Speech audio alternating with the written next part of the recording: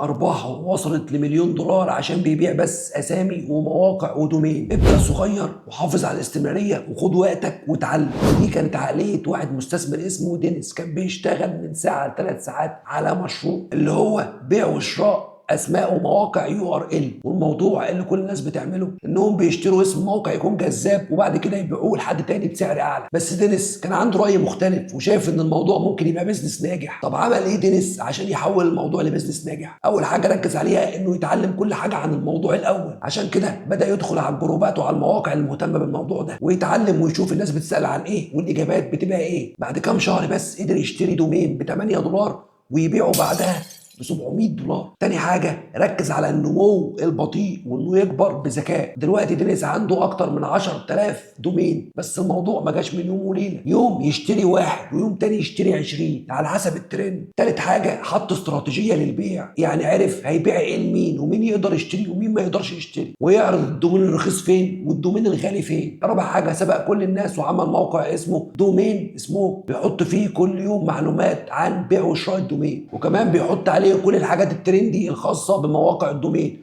ومش بس كده، ده كمان تقدر تعرض عليه الدومين بتاعك والناس تشتري منك كمان. الخلاصه يا حبيبي عم رائد، اتعلم، استمر، حط استراتيجيه لبيع منتجك، افهم السوق اللي انت فيه واسبق واعمل حاجه محدش عملها قبل كده. واخيرا يا حبيبي عم رائد، لو عجبك الفيديو اعمل سبسكرايب ولايك وشير علشان هقول لك حاجات كتير قوي هتنفعك.